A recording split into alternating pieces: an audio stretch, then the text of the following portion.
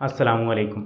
Chapter enzyme में हम factors affecting enzyme activity के टॉपिक को स्टडी कर रहे थे और उसमें हमने 4 फैक्टर स्टडी कर लिए थे, temperature, pH, substrate concentration, enzyme concentration. और आज हम 5th फैक्टर को स्टडी करेंगे जो एंजाइम की एक्टिविटी पर असरअंदाज होता है, और वो 5th फैक्टर है एंजाइम इनहिबिटर्स। इनहिबिटर इनहिबिशन से निकला है जिसका मतलब होता है रुकावट। सो इनहिबिटर एंजाइम इनहिबिटर क्या होंगे? ऐसे केमिकल्स होंगे, ऐसे एजेंट्स होंगे जो एंजाइम की एक्टिविटी को इनहिबिट करेंगे, रोकेंगे, स्टॉप करेंगे। Certain chemicals selectively inhibit the action of specific enzyme. These chemicals are called enzyme inhibitors. बहुत सारे ऐसे केमिकल्स होते हैं जो एंजाइम की एक्टिविटी को इनहिबिट करते हैं, रोकते हैं, स्टॉप करते हैं। उन केमिकल्स को एंजाइम इनहिबिटर कहा जाता है। Sometime inhibitor attached to enzyme by covalent bond, in which case inhibition is usually irreversible। बाज़ औक़ात ऐसा होता है कि जो इनहिबिटर्स होते हैं यानी जो केमिकल्स होते हैं वो एंजाइम के साथ कोवलेंट बॉन्ड के ज़रिए अटैच हो जाते हैं, और आपको पता है कोवलेंट बॉन्ड स्ट्रॉन्ग इंटरेक्शन होता है। सो इस टाइप का इनहिबिशन जो होता है वो इर्रिवर्सिबल होता है, यानी एंजाइम की एक्टिविटी हमेशा के लिए लॉस हो जाती है। While many enzyme inhibitor however bind to enzyme by weak interaction like hydrogen bond, and when this occur the inhibition is reversible। जबकि बहुत सारे इनहिबिटर ऐसे होते हैं जो एंजाइम के साथ वीक इंटरेक्शन के साथ अटैच होते हैं, जैसा कि हाइड्रोजन बॉन्ड वगैरह हो गया, और ये बॉन्ड कभी भी टूट सकता है। सो जब ये इंटरेक्शन ख़त्म हो जाएगा एंजाइम दोबारा से अपनी एक्टिविटी गेन कर लेगा और दोबारा से एंजाइम जो है वो फंक्शनल हो जाएगा। सो इस टाइप के इनहिबिशन को रिवर्सिबल इनहिबिशन कहा जाता है। इनहिबिटर्स की 2 काइंड होती हैं। Number 1 competitive inhibitor and the second is non competitive inhibitor. सबसे पहले कम्पिटिटिव इनहिबिटर को स्टडी करते हैं। कम्पिटिटिव का मतलब यानी कंपटीशन से निकला है। सो ये ऐसे केमिकल्स होंगे जो कंपटीशन कर रहे होंगे। किसके साथ कंपटीशन करेंगे? सबस्ट्रेट के साथ कंपटीशन में होंगे। A competitive inhibitor has a similar structure to normal substrate molecule and can fit into active site of enzyme।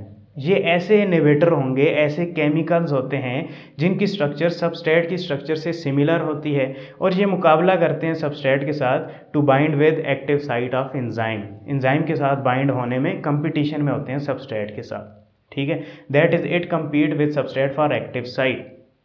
यहाँ पर डायग्रामेटिकली देखें, ये एक एंजाइम है, इसकी ये एक्टिव साइट है जिस पर स्पेसिफिक सबस्ट्रेट ने अटैच होना है। सो इनहिबिटर की जो स्ट्रक्चर है वो एक्टिव साइट पर या सबस्ट्रेट के स्ट्रक्चर के साथ सिमिलर होती है। अब ये इनहिबिटर जो है, अब चांसेस होते हैं इस टाइप के इनहिबिशन में कि या तो एक्टिव साइट पर जाकर इनहिबिटर अटैच हो जाए या सबस्ट्रेट अटैच हो जाए। सो इन दोनों के दरमियान कंपटीशन होता है। सबस्ट्रेट अटैच हो जाता है तो रिएक्शन स्टार्ट हो जाता है, जबकि इनहिबिटर अटैच हो जाता है तो अब सबस्ट्रेट की जगह नहीं बची तो रिएक्शन स्टॉप हो जाता है या एंजाइम की एक्टिविटी लॉस हो जाती है। This can be overcome by increasing concentration of substrate. ये जो इनहिबिशन है इसे हम ओवरकम कर सकते हैं by increasing concentration of substrate. अगर हम सबस्ट्रेट की कंसंट्रेशन को इंक्रीज़ करते हैं तो इनहिबिटर और सबस्ट्रेट के दरमियान जो कंपटीशन है उसमें सबस्ट्रेट की मिकदार ज़्यादा हो जाती है, तो ज़्यादा चांसेस हैं कि सबस्ट्रेट जो है एंजाइम के साथ जाकर अटैच हो। ठीक है, सो इसे हम थोड़ा बहुत ओवरकम कर सकते हैं by increasing the concentration of substrate. अब हम सेकंड टाइप के इनहिबिटर की तरफ चलते हैं जिसे नॉन कम्पिटिटिव इनहिबिटर्स कहा जाता है। नॉन कम्पिटिटिव का मतलब क्या है? ये कंपटीशन में नहीं होते। So they do not directly compete with substrate. ये सबस्ट्रेट के साथ कंपटीशन नहीं करते। Instead it bind to another part of enzyme molecule and change the shape of whole enzyme. बल्कि ये एंजाइम के किसी और पार्ट पर जाकर अटैच होते हैं जिसके नतीजे में एंजाइम की स्ट्रक्चर को चेंज कर देते हैं। इसलिए हम नॉन कम्पिटिटिव इनहिबिटर को बहुत डेंजरस टाइप के इनहिबिटर कह सकते हैं। डायग्रामेटिकली देखते हैं, ये एंजाइम है, ठीक है, ये इसकी एक्टिव साइट है जहाँ पर स्पेसिफिक सबस्ट्रेट ने अटैच होना है। लेकिन इस सबस्ट्रेट के अटैच होने से पहले एक सर्टन केमिकल है जिसे नॉन कम्पिटिटिव इनहिबिटर बोलते हैं, जो कि एंजाइम की नॉन एक्टिव साइट पर जाकर अटैच हो जाता है, जिसकी वजह से एंजाइम की होल स्ट्रक्चर चेंज हो जाती है और एक्टिव साइट की जो स्ट्रक्चर है वो चेंज हो चुकी है। अब ये स्पेसिफिक सबस्ट्रेट इस एक्टिव साइट पर अटैच नहीं हो सकता, जिसकी वजह से एंजाइमेटिक एक्टिविटी स्टॉप हो जाती है, डिक्रीज़ हो जाती है, इनहिबिट हो जाती है। Shape of active site change, so no substrate can bind on active site. Active site की शेप चेंज हो जाती है, आप कोई सबस्ट्रेट इस एक्टिव साइट पर अटैच नहीं हो सकता। इसकी एग्जांपल क्या है कम्पिटिटिव और नॉन कम्पिटिटिव इनहिबिटर की? टॉक्सिन एंड पॉइजन्स और एंजाइम इनहिबिटर। जो टॉक्सिन और पॉइजन, जो जहर वगैरह या ड्रग्स लेते हैं ना, ये इनहिबिटर्स होते हैं। ये जाकर एंजाइम के साथ अटैच हो जाते हैं और सबस्ट्रेट की अटैचमेंट को रोक देते हैं और एंजाइम एक्टिविटी स्टॉप हो जाती है। इसके अलावा मैनी एंटीबायोटिक्स और इनहिबिटर, बहुत सारी एंटीबायोटिक्स जो बैक्टीरिया के अगेंस्ट हम ड्रग्स लेते हैं, एंटीबायोटिक्स होती हैं, वो भी एंजाइम इनहिबिटर्स होते हैं। फॉर एग्जांपल आपकी बॉडी में बैक्टीरिया एंटर हो चुका है, इन्फेक्शन काज कर रहा है, जैसे जैसे बैक्टीरिया मल्टीप्लाई होगा इन्फेक्शन इंक्रीज़ होता जाएगा। अब उसके अगेंस्ट आप एंटीबायोटिक्स खाते हैं ताकि उस बैक्टीरिया को किल कर सकें। सो एंटीबायोटिक्स क्या करते हैं, उनमें केमिकल्स होते हैं जो बैक्टीरिया के एंजाइम्स के साथ जाकर अटैच हो जाते हैं और एज अ इनहिबिटर काम करते हैं। बैक्टीरिया के एंजाइम को इनहिबिट करेंगे, ठीक है, तो बैक्टीरिया का एंजाइम फंक्शन नहीं कर पाएगा। अब बैक्टीरिया का एंजाइम फंक्शन नहीं कर पाएगा तो कोई भी प्रोडक्ट्स नहीं बनेंगे बैक्टीरिया में, सो बैक्टीरिया की ग्रोथ ओवरऑल स्टॉप हो जाएगी।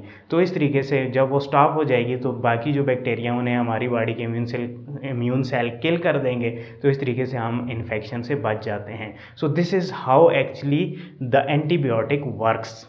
ठीक है, अब हम एक और टाइप का इनहिबिशन है जिसे फीडबैक इनहिबिशन बोलते हैं, उसे स्टडी करते हैं। फीडबैक इनहिबिशन कम्पिटिटिव और नॉन कम्पिटिटिव इनहिबिटर से डिफरेंट टाइप का इनहिबिशन है। क्यों? It controls the enzymatic activity in a fair way. ये एंजाइमेटिक एक्टिविटी को फेयर वे में कंट्रोल करता है, यानी जहाँ पर इनहिबिशन ज़रूरी है, प्रोडक्शन को रोकना है तो ये रोकता है, जहाँ पर प्रोडक्शन करवानी है तो ये दोबारा से एक्टिवेट करता है एंजाइम की एक्टिविटी को। फीडबैक का मतलब क्या होता है? रिस्पॉन्स टू सम एक्शन, यानी किसी काम के नतीजे में जो रिस्पॉन्स आता है उसे फीडबैक बोलते हैं। सो फीडबैक में इनहिबिशन में होता क्या है? In feedback mechanism there is a second binding site on enzyme. Enzyme पर एक सेकंड बाइंडिंग साइट होती है जहाँ पर जैसे है वेयर इनहिबिटर बाइंड, जहाँ पर जाकर इनहिबिटर बाइंड हो जाता है। द एब्सेंस और प्रेजेंस ऑफ इनहिबिटर और on second binding site activates और deactivates the enzyme by changing the conformation of enzyme. ये जो इनहिबिटर है इसकी एब्सेंस और प्रेजेंस ये डिफाइन करती है कि एंजाइम ने एक्टिवेट होना है या डीएक्टिवेट होना है। फॉर एग्जांपल अगर प्रेजेंट है इनहिबिटर तो एंजाइम की शेप चेंज हो जाएगी, तो एंजाइम जो है वो प्रोडक्शन नहीं दे पाएगा। अगर यहाँ पर ये प्रेजेंट नहीं है इनहिबिटर तो एंजाइम की शेप रियल रहेगी और सबस्ट्रेट जो है वो प्रोडक्ट में कन्वर्ट होता जाएगा। अब ये तो बिल्कुल सिमिलर प्रोसेस है नॉन कम्पिटिटिव इनहिबिटर की तरह। तो इसका फ़ायदा कैसे है बॉडी को? फीडबैक इनहिबिशन जो है ये फ़ायदेमंद है बॉडी के लिए, ये याद रखिए। फ़ायदा ये है, the inhibitor is usually the product of reaction form during metabolic pathway. ये जो इनहिबिटर होते हैं ये यूजली ये प्रोडक्ट के बाई प्रोडक्ट होते हैं या पार्ट होते हैं प्रोडक्ट का, जो कि एंजाइम की एक्टिविटी को स्टॉप करते हैं। फॉर एग्जांपल प्रोडक्शन बहुत ज़्यादा हो चुकी है, सो इसका एक पार्ट जो है आकर एंजाइम की नॉन एक्टिव साइट पर अटैच हो जाएगा। अब एंजाइम की शेप चेंज हो जाएगी तो प्रोडक्शन स्टॉप हो जाएगी, क्योंकि हमारी बॉडी को और प्रोडक्शन की नीड नहीं है। लेकिन जब प्रोडक्ट कम हो जाएंगे, अब हमारी बॉडी को नीड है कि दोबारा से प्रोडक्शन हो, तो ये इनहिबिटर हट जाएगा। ठीक है, ये इनहिबिटर हटेगा तो एंजाइम दोबारा से अपनी असली हालत में आ जाएगा, दोबारा से सबस्ट्रेट अटैच होगा, दोबारा से रिएक्शन स्टार्ट हो जाएगा। सो इसलिए हम फीडबैक में इनहिबिशन को बेनिफिशियल कंसिडर कर सकते हैं। ये था हमारा आज का लेक्चर, होपफुली आपको समझ आई होगी। नेक्स्ट लेक्चर तक के लिए मुझे इजाज़त दें। शुक्रिया, अल्लाह हाफिज़।